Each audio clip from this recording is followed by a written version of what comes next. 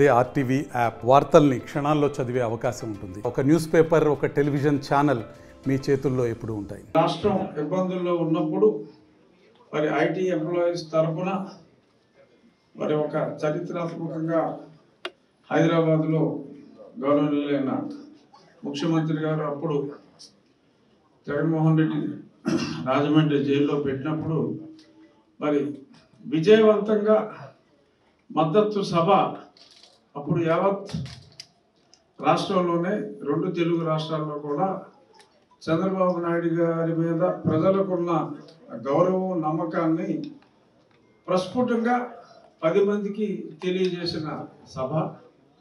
ఆ సభ నిర్వహణతో మరి ఈ విజయంలో కూడా ఒక నమ్మకాన్ని ఏర్పరిచిన సభ నిర్వహణలో అత్యంత కీలక పాత్ర వహించిన వారిలో ప్రముఖంగా తేజస్వి ఉంది.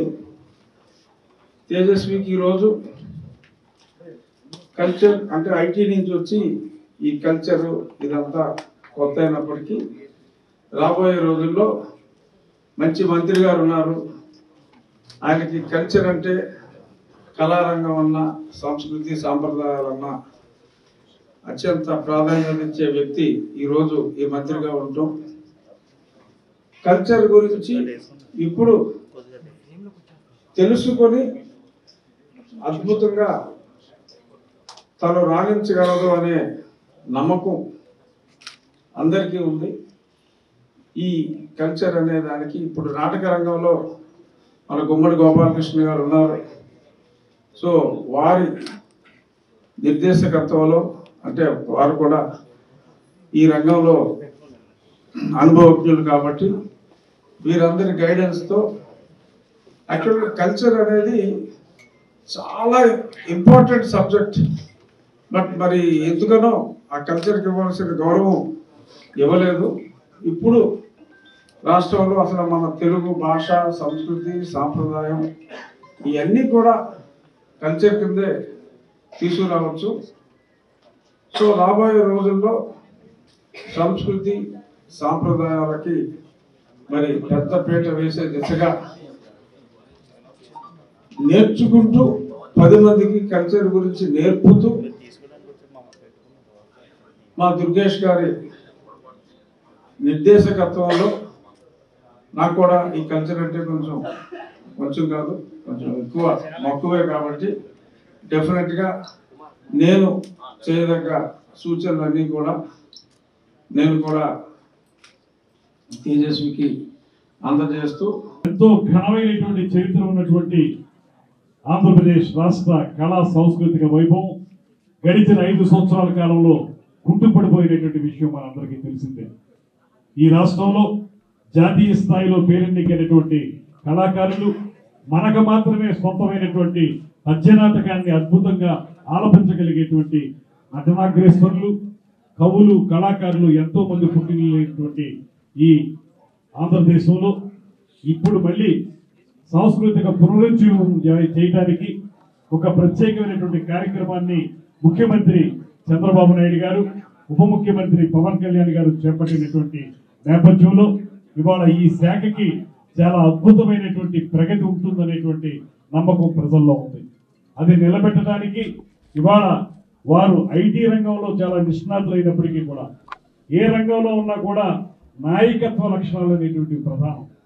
ఐటీ రంగంలో నాయకత్వ లక్షణాలని ప్రదర్శించి పార్టీ కష్టకాలంలో నిలబడి అందరినీ సమీకరించి తెలుగుదేశం, జనసేన, భారతీయ జనతా పార్టీల కూటమి విజయం సాధించడానికి కీలక పాత్ర పోషించినటువంటి తేజస్విని గారు ఇవాళ ఈ సాంస్కృతిక శాఖలో ముఖ్యంగా సృజనాత్మకత మరియు సాంస్కృతిక శాఖ చైర్పర్సన్ గా ఎంపిక కావడం అనేది నిజంగా అందరికీ కూడా ఉపయోగపడేటువంటి అంశంగా నేను భావిస్తున్నాను.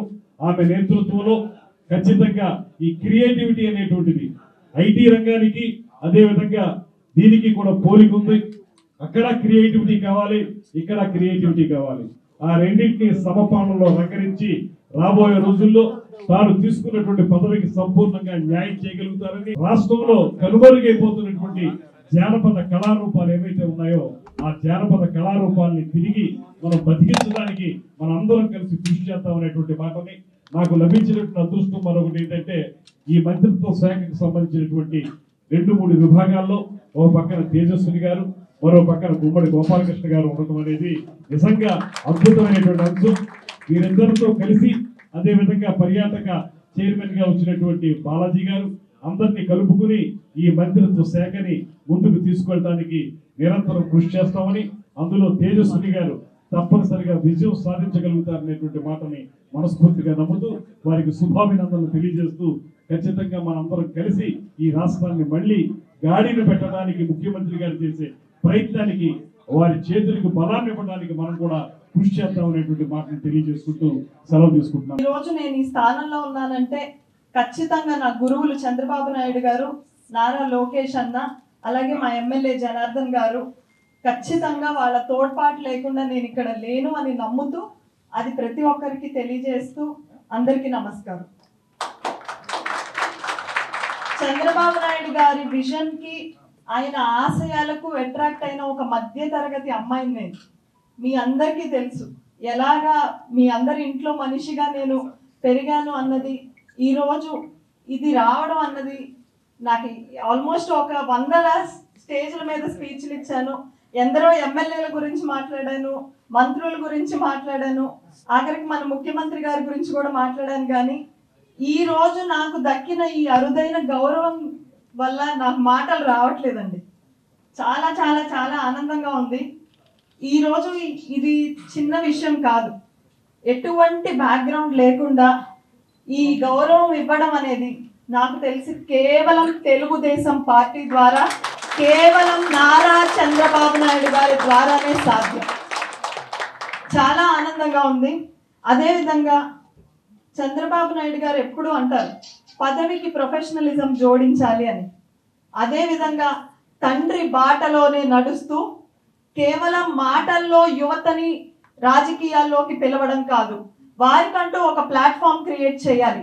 ప్రొఫెషనల్స్ లో కూడా పాలిటిక్స్ లోకి రావాలనుకునే వారు ఉంటారు, వారందరికీ ఒక వేదిక సృష్టించాలి అని సౌత్ ఇండియాలోనే మొట్టమొదటిసారిగా ఆలోచించిన ఒక ప్రొఫెషనల్ ఉన్నారండి. ఆయన వల్ల ఈ రోజు మీ చుట్టూ ఉన్న ఎంతో మంది ప్రొఫెషనల్స్ రాజకీయాల్లో తమ వంతు సేవ చేయడానికి వచ్చారు. వాళ్ళెవ్వరికి బ్యాక్గ్రౌండ్స్ లేవు, వాళ్ళ తాతలు మినిస్టర్లు కాదు, వాళ్ళ నాన్నలు ఎమ్మెల్యేలు కాదు, వాళ్ళకున్నది ఒకే ఒక ఆశయం, చంద్రబాబు నాయుడు గారిని ముఖ్యమంత్రిని చెయ్యాలి, ఈ రాష్ట్రానికి మేలు చేయాలి. కానీ మాకు ఆ వారధి కల్పించిన ప్రొఫెషనల్ పేరు నారా లోకేష్. ఆ నారా లోకేష్ గారు ఇచ్చిన ఆ ప్లాట్ఫామ్ వల్ల కొన్ని వందల వేల మంది ప్రొఫెషనల్స్ ఈ రోజు పాలిటిక్స్ లోకి అడుగు పెట్టగలిగారు. ఈ రోజు నాకు వచ్చింది పదవి కాదండి, ఒక బాధ్యత. ఈ బాధ్యత వచ్చింది నా ఒక్కదానికి కాదండి, వీళ్ళందరినీ రిప్రజెంట్ చేస్తూ నా ఒక్కదానికి ఇచ్చారు.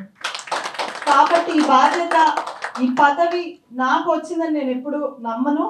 ఇది మా అందరికీ ఇచ్చిన గౌరవంగా నేను చంద్రబాబు నాయుడు గారికి ప్రతి ప్రొఫెషనల్ తరఫున, వారి రోజులో ఐటీ ఎంప్లాయీ అంటే ఎంత కష్టపడతారో మీ అందరికీ తెలుసు.